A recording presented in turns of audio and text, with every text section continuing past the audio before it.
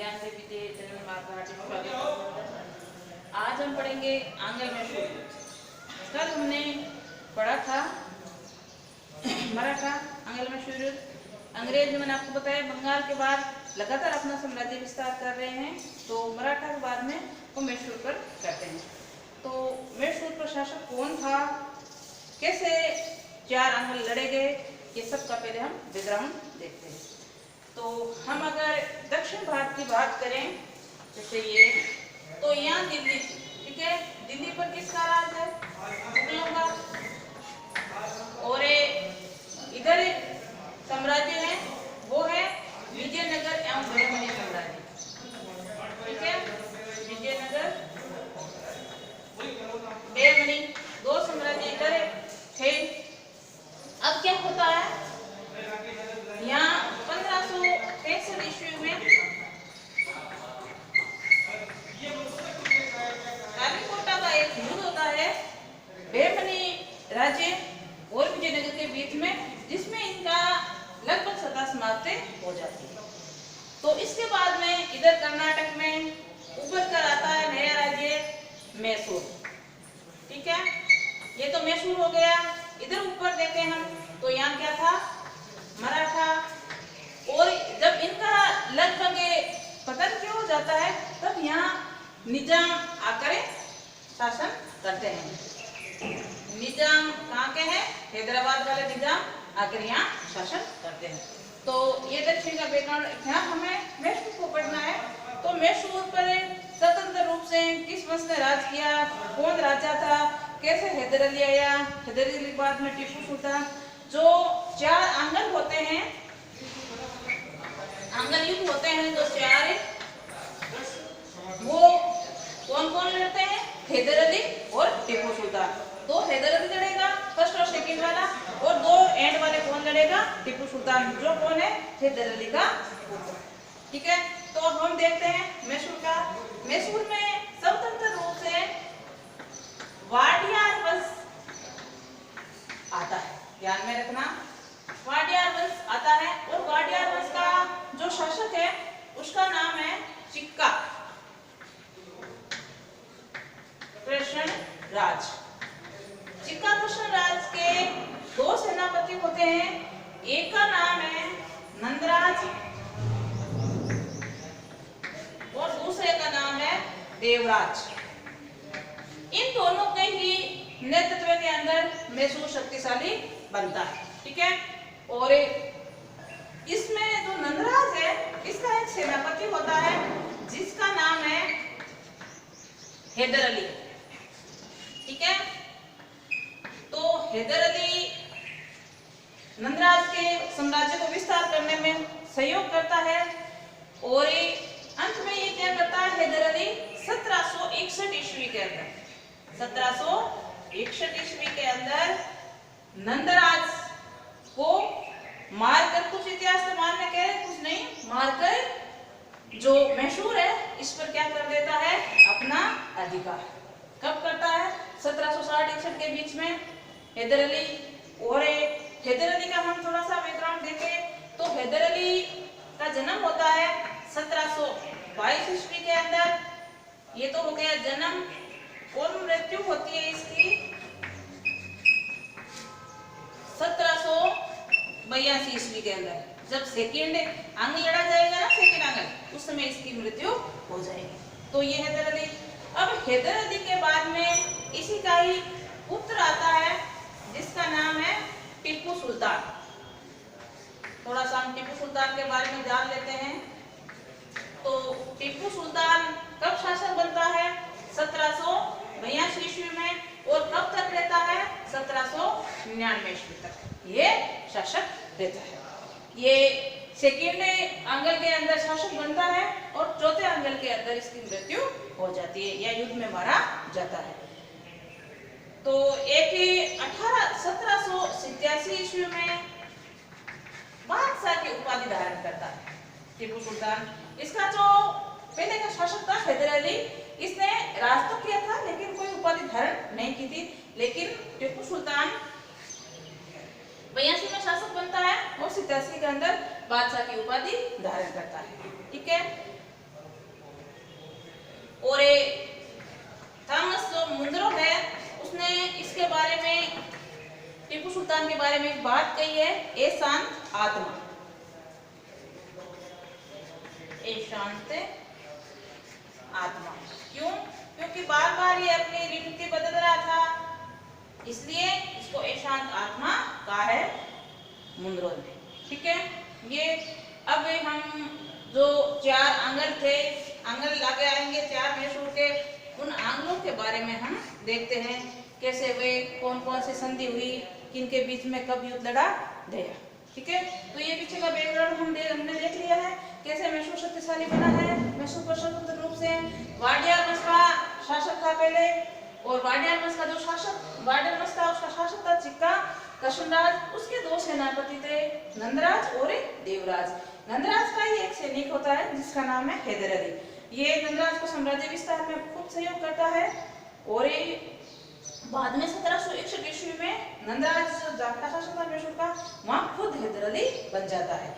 हैदर अली की जन्म 1722 में होता है और मृत्यु होती है 1782 ईस्वी के अंदर, जब द्वितीय आंगल लड़ा जाएगा उस समय। उसके बाद में जैसे ही हैदर अली की मृत्यु होती है तो अगला सुल्तान कौन बनता है? टीपू सुल्तान, जो कब बना? 1782 ईस्वी के अंदर।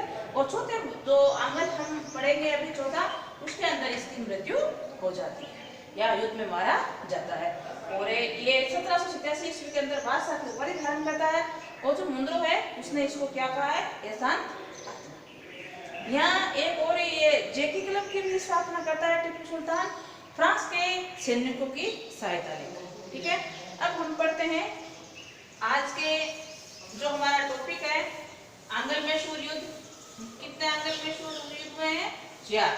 तो चारों का हम वर्णन पढ़ते हैं। ध्यान रखना बच्चों, ये टिप्पणी के रूप में पूछा जाता है। तो प्रथम आंगल पढ़ते हैं, प्रथम आंगल मैसूर युद्ध। ठीक है, ये कब से कब लड़ा जाता है?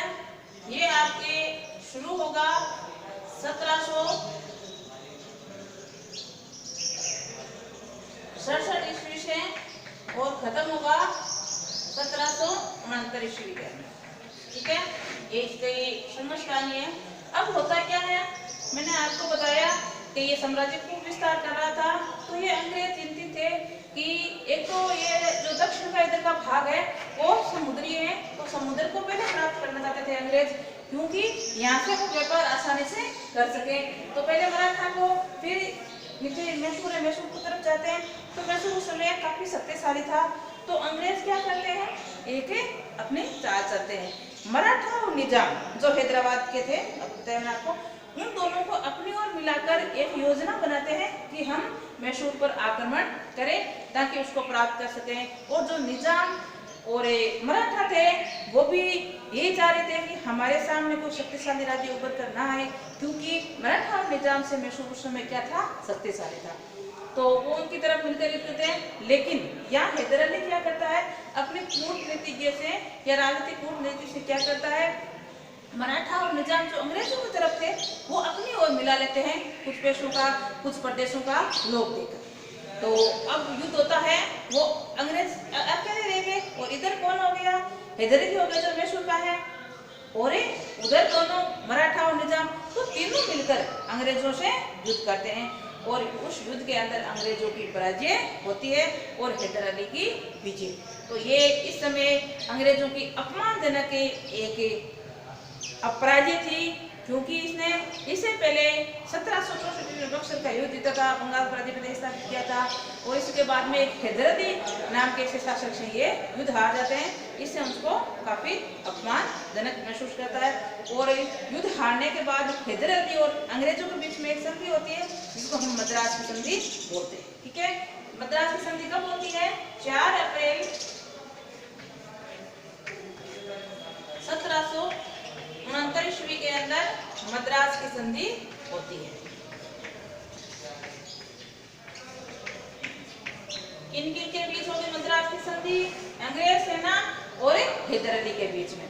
यहाँ हैदर अली युद्ध जीता हुआ है, तो वो इसमें संधि में होता क्या है? जो जिसने प्रदेश जीते वो अपने अपने लौटा दीजिए।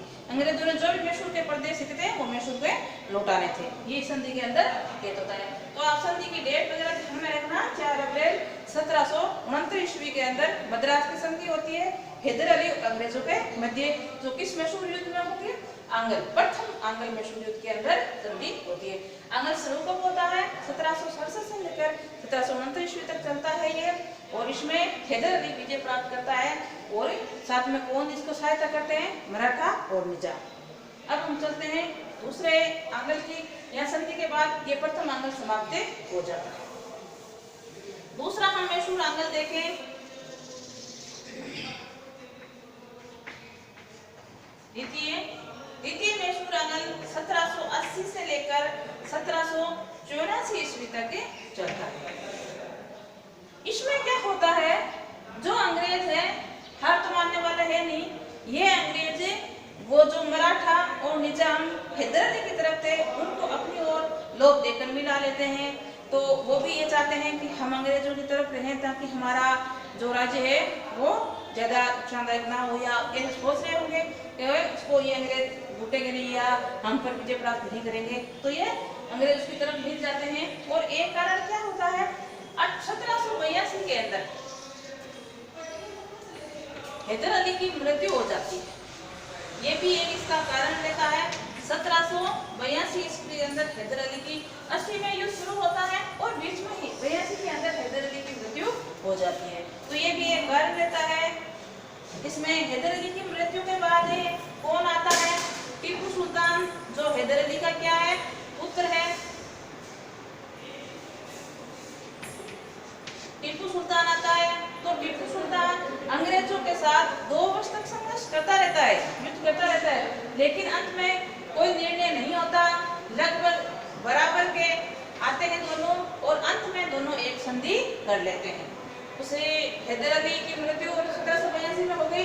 टीपू सुल्तान आ गया। टीपू सुल्तान अंग्रेजों के साथ 2 वर्ष तक युद्ध करता है, उसमें बराबरी रहता है, और फिर दोनों ओर से ही एक संधि होती है जिसको हम मंगलोर की संधि बोलते हैं। ये कब होती है? 11 मार्च 1784 ईस्वी। कौन सी संधि हुई है? मंगलोर की संधि।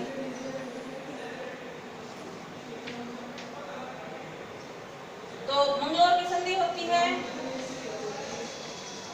और इस संधि के अंदर क्या तय होता है? इस संधि के अंदर ये तय बात की जाती है जो जिसके प्रदेश है वो लौटाए जाएंगे, और अंग्रेज है वो कर मैसूर के अंदर कोई हस्तक्षेप नहीं करेंगे, इसके अंदर कोई अड़चन नहीं करेंगे। ये इस संधि के अंदर तय होता है। और दूसरा आंग्ल है वो इसी समय समाप्त हो जाता है। यहाँ कोई हार या जीत नहीं होती, क्योंकि दोनों ओर से संधि हो जाती है, जिसको हम मंगलोर की संधि बोलते हैं। और ये कब होती है? 11 मार्च 1784 ईस्वी के अंदर। किसके द्वितीय आंग्ल में होगी, ये भी आप ध्यान रखना। और द्वितीय आंग्ल कहाँ से कहाँ प्रारंभ होता है? 80 से लेकर 84 तक चलता है, जिसमें बीच में घटना क्या घटित हो जाती है?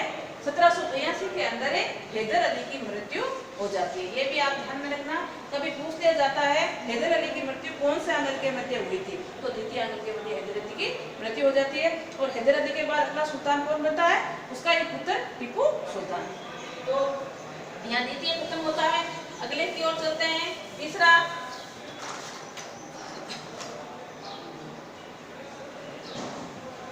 तृतीय हम आंग्ल देखें तो तृतीय आंग्ल हमारा चलेगा 1790 से लेकर 1792 ईस्वी तक। ठीक है। इसमें क्या होता है? टीपू सुल्तान अपना जो जीत नहीं पाया था या विजय प्राप्त अंग्रेजों पर नहीं कर पाई थी, इसलिए अपना साम्राज्य विस्तार करता है ताकि दक्षिण से और या मैसूर के ओर से पूरे अंग्रेजों को बाहर निकाल सके।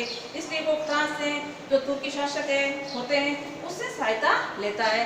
और आई कोर्ट जो एक दुर्ग है डच वाला, उसको भी देना प्राप्त करना चाहता है, लेकिन अंग्रेजों का एक अति समर्पित व्यक्ति होता है, टावनकोर का जो राजा होता है, वो पहले ही आई कोर्ट को प्राप्त कर लेता है। इससे टीपू सुल्तान को बड़ा गुस्सा आता है और आई जो टावनकोर है, टावनकोर पर वो आक्रमण करता है। कौन? टीपू सुल्तान। जैसे ही आई कोर्ट टावनकोर पर आक्रमण करता है टीपू सुल्तान, तो उधर से जो गवर्नर था, कौन गवर्नर है इसी समय? कानवालिस, ठीक है। ये कानवालिस से आता है विशाल सेना लेकर, ठीक है ना। विशाल सेना लेकर मैसूर पर क्या कर देता है, आक्रमण कर देता है। यहाँ इसको मौका मिल गया क्योंकि जो टीपू सुल्तान था वो तो टामनकोर के जो शासक थे उस पर आक्रमण करने के लिए गया था। पीछे से विशाल सेना लेकर मैसूर पर आक्रमण कर देते हैं, जिसमें टीपू सुल्तान पीरतरमुन लड़ता तो है लेकिन विजय प्राप्त नहीं कर पाता है। यहाँ टीपू सुल्तान की क्या है, पराजय हो जाती है। और पराजय होने के बाद यहाँ टीपू सुल्तान को एक संधि करनी पड़ती है जिसको हम श्रीरंगपट्टम की संधि कहते हैं। ध्यान में रखना, ये काफी बार पूछ ली जाती है। श्रीरंगपट्टम की संधि कब हुई, तो तृतीय आंगल के मध्य हुई, जब टीपू सुल्तान की पराजय हो जाती है। उस समय ये होती कब है, ये होती है 23 फरवरी 1792 से। ध्यान में रखना, श्रीरंगपट्टम की संधि।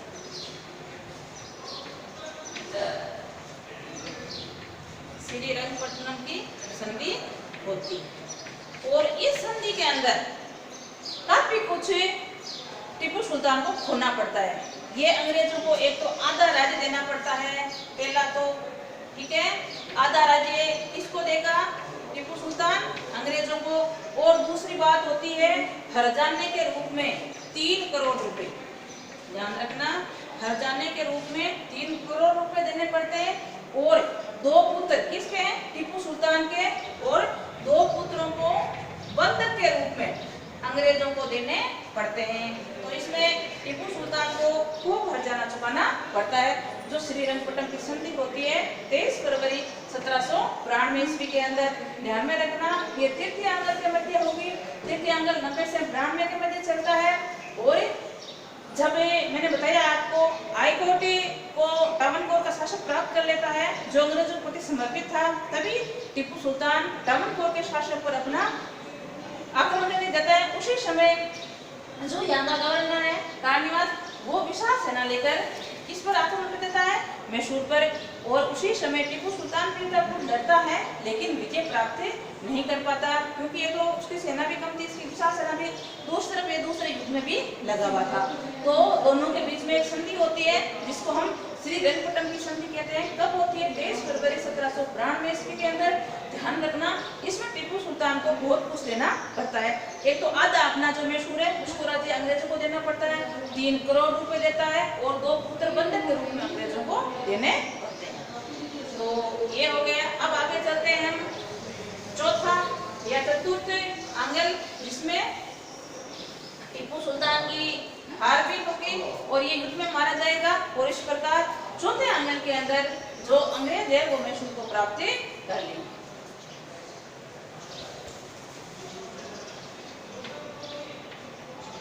तो ये चतुर्थ आ गया।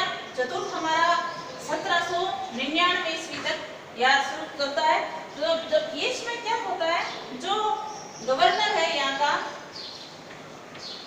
बेलेजली, वो मैंने आपको बताया था मराठा के समय सहायक संधि लेकर आता है। क्या लेकर आता है, सहायक संधि। और ये सहायक संधि का प्रस्ताव टीपू सुल्तान को देता है कि हमारे साथ आप सहायक संधि कर लीजिए, लेकिन टीपू सुल्तान सहायक संधि से मना कर देता है, क्योंकि इस संधि के अंदर उसके अधिकारों का हनन होता है, इसलिए वो इस सहायक संधि से मना करता है। इसी समय जब ये सहायक संधि करने से मना करता है तो बेलेजली टीपू सुल्तान पर या मैसूर पर आक्रमण कर देता है। एक तो टीपू सुल्तान 2-3 युद्ध लड़ने के बाद काफी कमजोर हो गया है और सहायता करने वाले भी कोई इसके साथ नहीं होते। इस कारण इसमें जो 1799 के अंदर युद्ध होता है उसमें टीपू सुल्तान की मृत्यु हो जाती है। ध्यान में रखना, युद्ध भूमि के अंदर ही टीपू सुल्तान मारा जाता है। और जो सहायक संधि थी बेलेजली लेकर आया था, उस सहायक संधि को मैसूर पर थोप दिया जाता है। ये भी ध्यान रखना, जो सहायक संधि है वो मैसूर पर थोप दी जाएगी और टीपू सुल्तान मारा गया। तो यहाँ जो हैदर अली के वंशज थे या हैदर अली के जो शासक थे जैसे टीपू आजली, उसका राज्य समाप्त हो जाता है और वाडियार वंश का ही एक अलग संख्य छोटा बच्चे को ही यहाँ शासक बना दिया जाता है, जिसमें उसका कुछ निर्णय नहीं होता, सारा कार्य कौन करते हैं, अंग्रेज ही करते हैं। तो इस प्रकार 4 आंग्ल मैसूर लड़ने के बाद अंग्रेजों को आखिरकार मैसूर प्राप्त हो गया। तो आप 4 में से कोई एक टिप्पणी के रूप में पूछ सकते हैं, तो आप उसका पूरा वर्णन दीजिएगा, कब शुरू हुआ, क्या क्या इसके अंदर घटनाक्रम हुआ, कौन सी संधि हुई, किस डेट को हुई, संधि के अंदर क्या लेना देना। ठीक है, तो आज हमने आंग्ल मैसूर युद्ध पढ़े हैं 4, और आज के लिए इतना ही। कल पढ़ेंगे हम पंजाब। ठीक है, नमस्कार।